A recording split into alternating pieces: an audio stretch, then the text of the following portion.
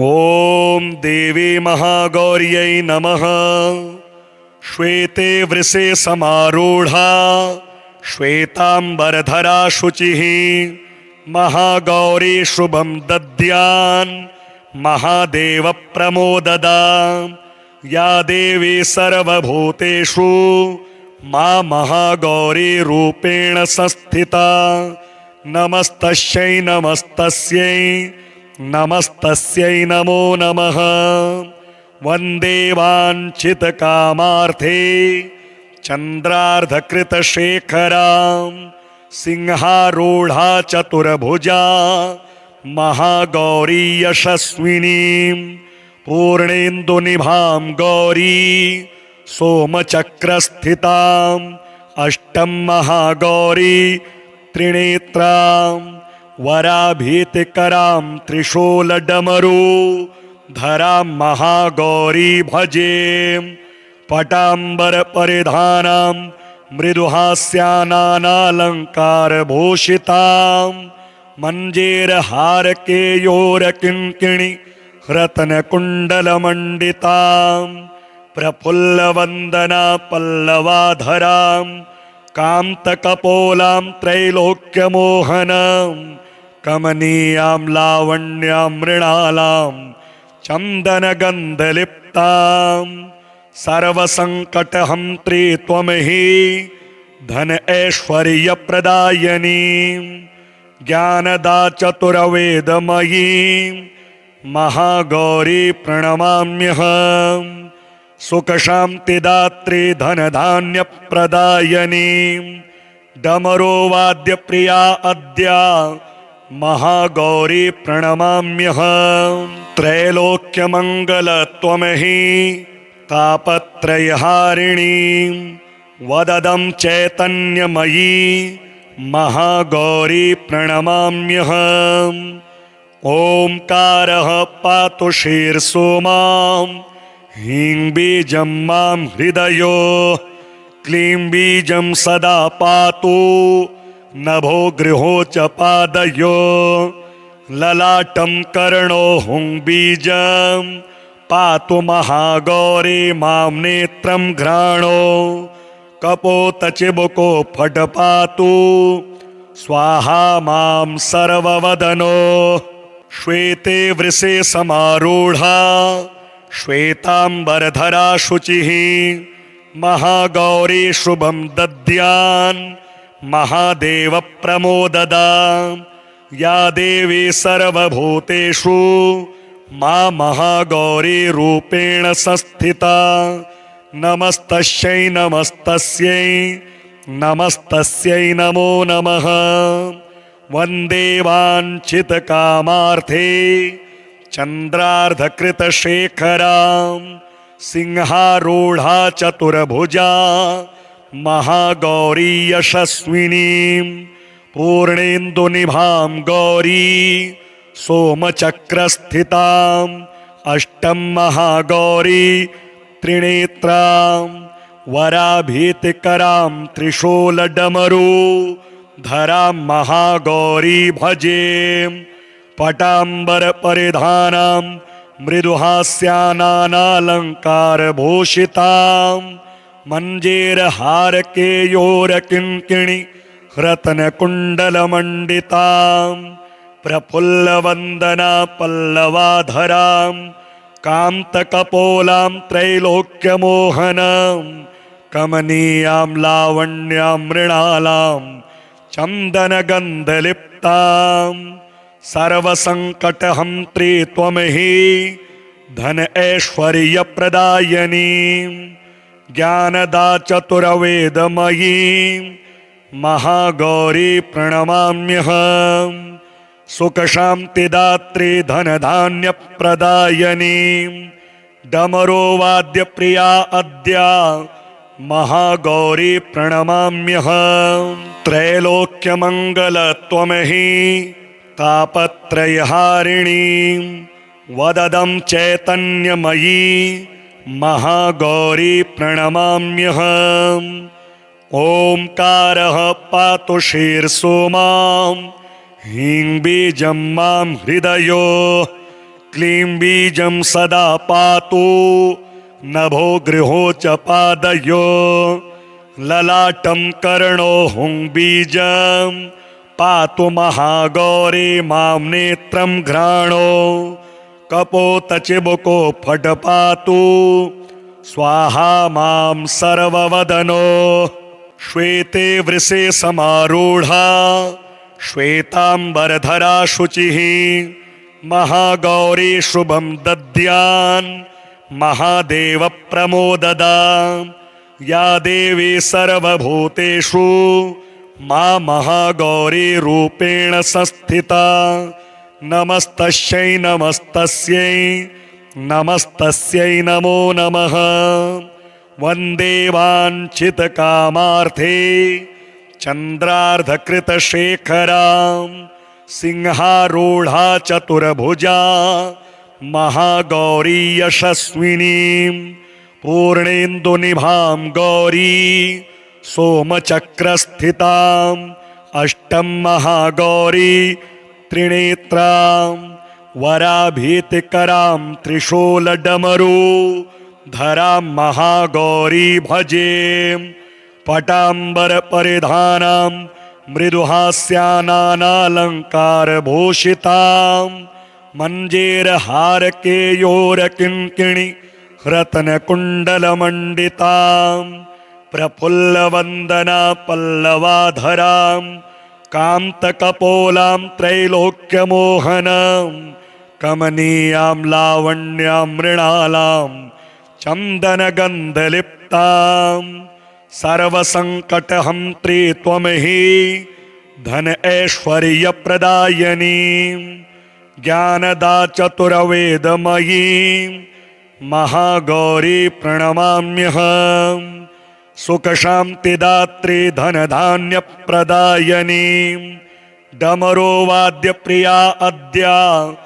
महागौरी प्रणमाम्यहम् त्रैलोक्यमङ्गलत्वमहि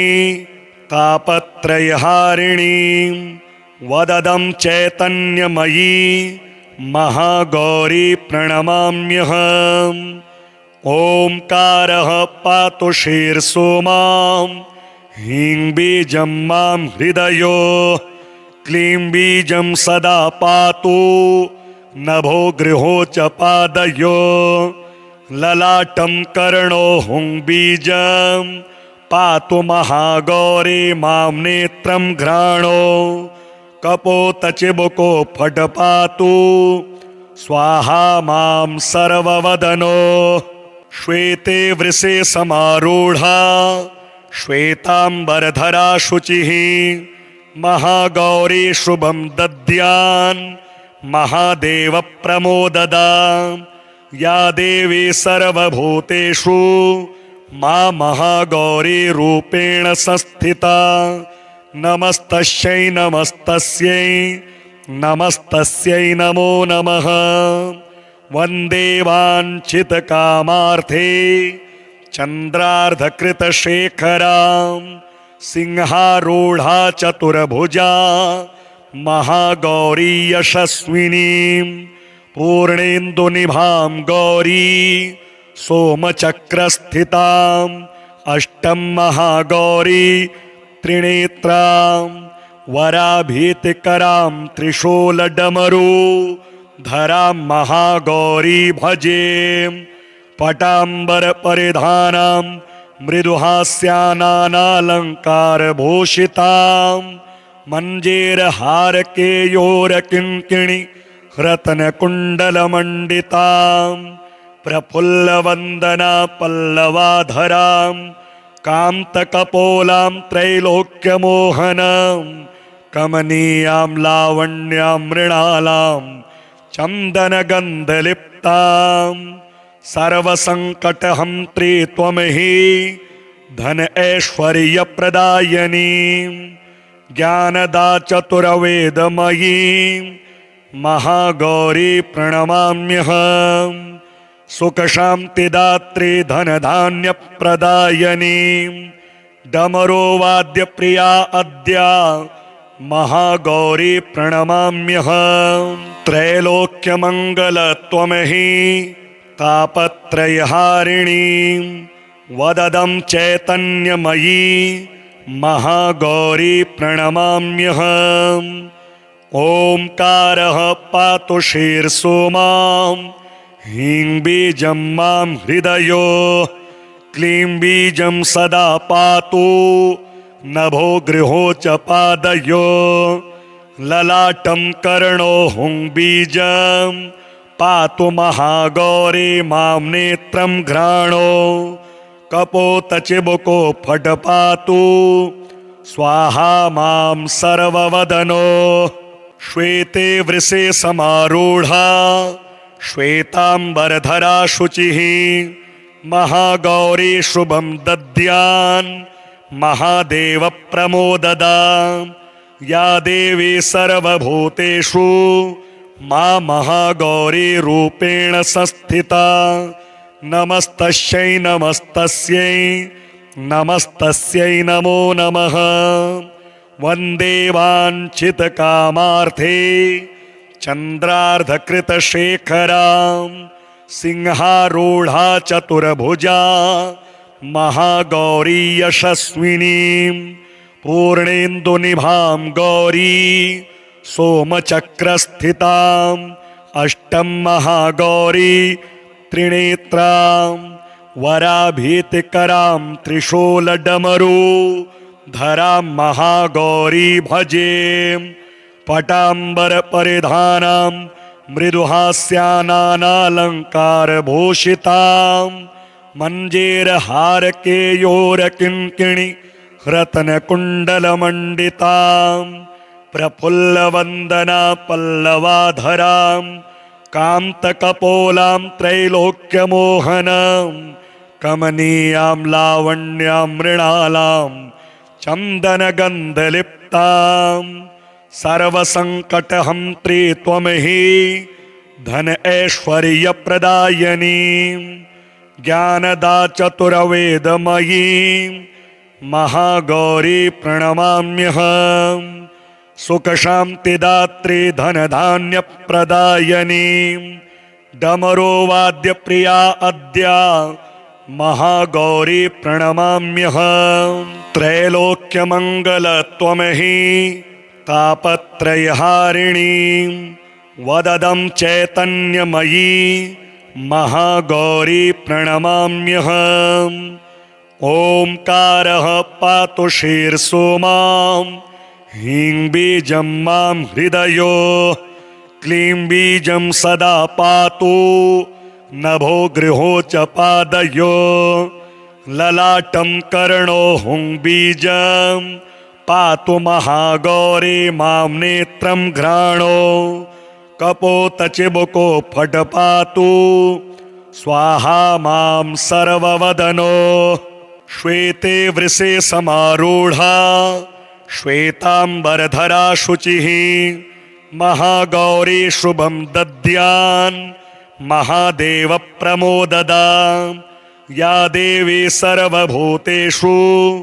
मा महागौरी रूपेण संस्थिता नमस्तस्यै नमस्तस्यै नमस्तस्यै नमो नमः। वन्दे वाञ्छितकामार्थे चन्द्रार्धकृतशेखरां सिंहारूढा चतुर्भुजा महागौरी यशस्विनीं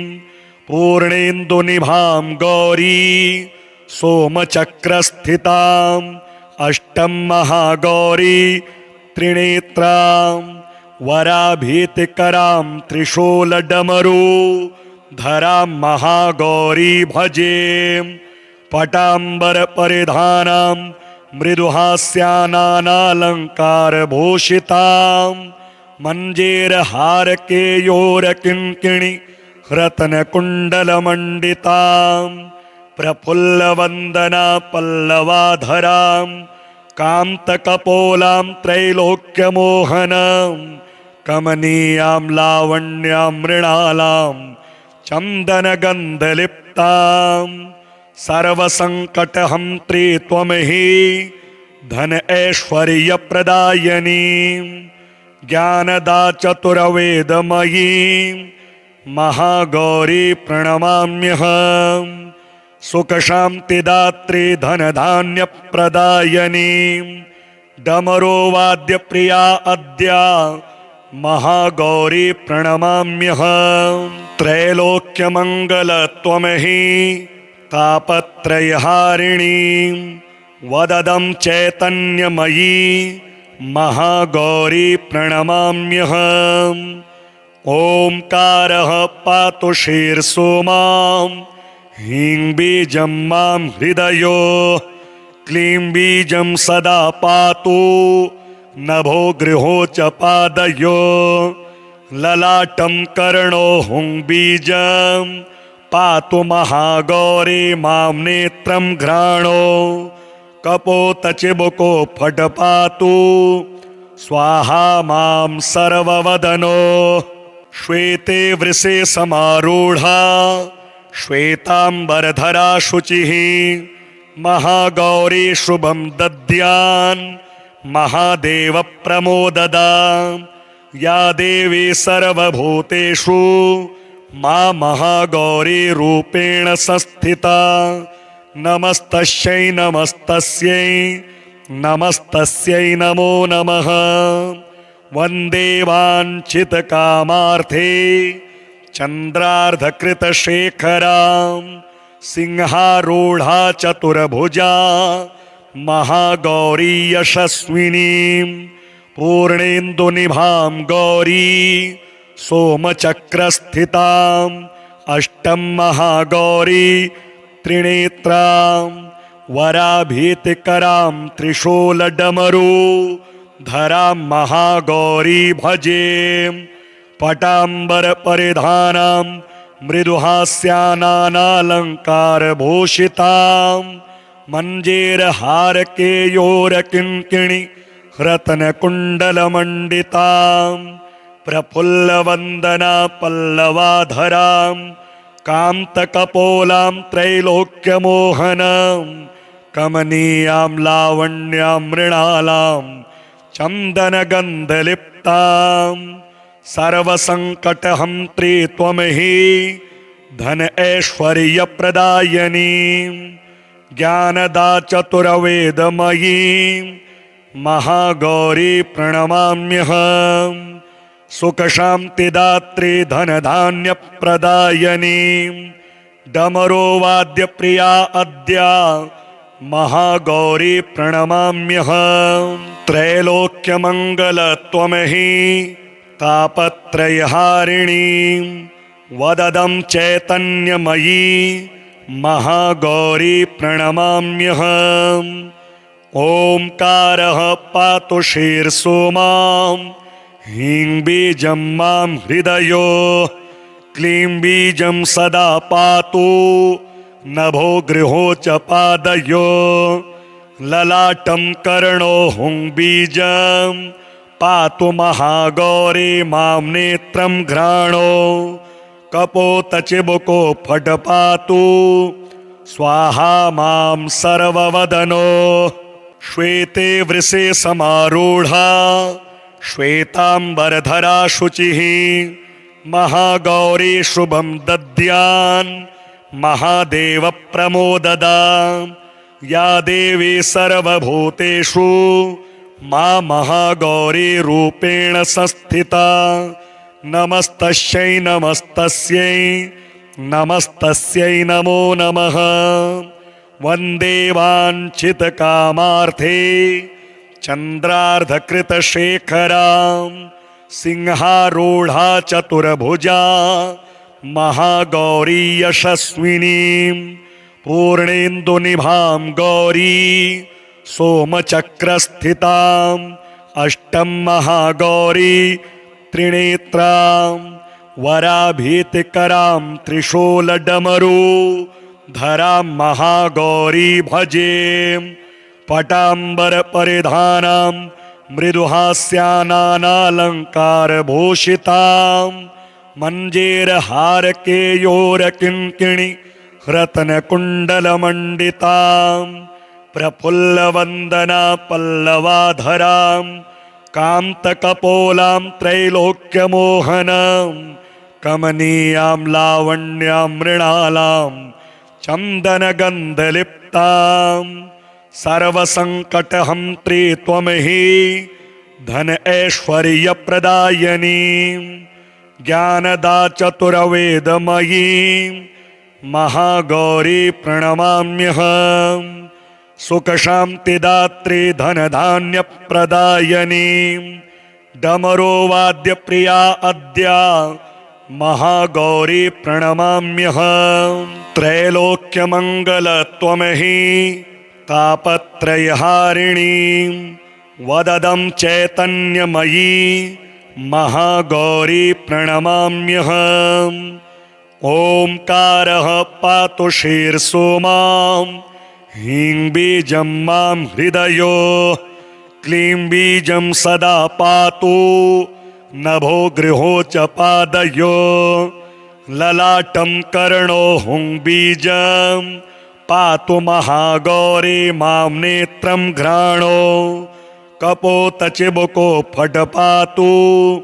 स्वाहा मां सर्ववदनो श्वेते वृषे समारूढ़ा श्वेतांबरधरा शुचिः महागौरी शुभं दद्यान् महादेव प्रमोददा या देवी सर्वभूतेषु मा महागौरी रूपेण संस्थिता नमस्तस्यै नमस्तस्यै नमस्तस्यै नमो नमः वन्दे वाञ्छितकामार्थे चन्द्रार्धकृतशेखरां सिंहारूढा चतुर्भुजा महागौरी यशस्विनीं पूर्णेन्दुनिभां गौरी सोमचक्रस्थिताम् अष्टं महागौरी त्रिनेत्रां वराभीतिकरां त्रिशूलडमरू धरां महागौरी भजे पटाम्बरपरिधानां मृदुहास्यानालङ्कारभूषितां मञ्जेरहारकेयोरकिङ्किणी रत्नकुण्डलमण्डितां प्रफुल्लवन्दना पल्लवाधरां कान्तकपोलां त्रैलोक्यमोहनां कमनीयां लावण्यां मृणालां चन्दनगन्धलिप्तां सर्वसङ्कटहन्त्री त्वं हि धन ऐश्वर्यप्रदायिनीं ज्ञानदा चतुर्वेदमयीं महागौरी प्रणमाम्यहम् सुखशान्तिदात्री धनधान्यप्रदायिनीं डमरो वाद्यप्रिया अद्या महागौरी प्रणमाम्यहम् त्रैलोक्यमङ्गलत्वं हि तापत्रयहारिणीं वददं चैतन्यमयी महागौरी प्रणमाम्यहम् ओंकारः पातु शीर्षो मां ह्रीं बीजं मां हृदयो क्लीं बीजं सदा पातु नभो गृहो च पादयो ललाटं कर्णो हुं बीजं पातु महागौरी मां नेत्रं घ्राणो कपोत चिबुको फट पातु स्वाहा मां सर्ववदनो श्वेते वृषे समारूढ़ा श्वेतांबरधरा शुचिः महागौरी शुभं दद्यान् महादेव प्रमोददा या देवी सर्वभूतेषु मा महागौरी रूपेण संस्थिता नमस्तस्यै नमस्तस्यै नमस्तस्यै नमो नमः वन्दे वाञ्छितकामार्थे चन्द्रार्धकृतशेखरां सिंहारूढा चतुर्भुजा महागौरी यशस्विनीं पूर्णेन्दुनिभां गौरी सोमचक्रस्थिताम् अष्टं महागौरी त्रिनेत्रां वराभीतिकरां त्रिशूलडमरू धरां महागौरी भजे पटाम्बरपरिधानां मृदुहास्यानालङ्कारभूषितां मञ्जेरहारकेयोरकिङ्किणि रत्नकुण्डलमण्डितां प्रफुल्लवन्दना पल्लवाधरां कान्तकपोलां त्रैलोक्यमोहनां कमनीयां लावण्यां मृणालां चन्दनगन्धलिप्तां सर्वसङ्कटहन्त्री त्वमहि धन ऐश्वर्यप्रदायिनीं ज्ञानदा चतुर्वेदमयी महागौरी प्रणमाम्यहम् सुखशान्तिदात्री धनधान्यप्रदायिनीं डमरो वाद्यप्रिया अद्या महागौरी प्रणमाम्यहम् त्रैलोक्यमङ्गलत्वमहि तापत्रयहारिणीं वददं चैतन्यमयी महागौरी प्रणमाम्यहम् ओंकारः पातु शीर्षो मां ह्रीं बीजं मां हृदयो क्लीं बीजं सदा पातु नभो गृहो च पादयो ललाटं कर्णो हुं बीजं पातु महागौरी मां नेत्रं घ्राणो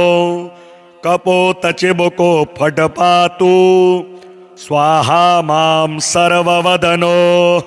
श्वेते वृषे समारूढ़ा श्वेतांबरधरा शुचिः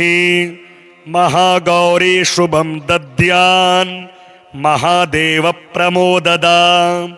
या देवी सर्वभूतेषु मा महागौरी रूपेण संस्थिता नमस्तस्यै नमस्तस्यै नमस्तस्यै नमो नमः वन्दे वाञ्छितकामार्थे चन्द्रार्धकृतशेखरां सिंहारूढा चतुर्भुजा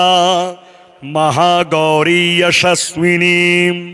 पूर्णेन्दुनिभां गौरी सोमचक्रस्थितां अष्टं महागौरी त्रिनेत्रां वराभीतिकरां त्रिशूलडमरू धरां महागौरी भजे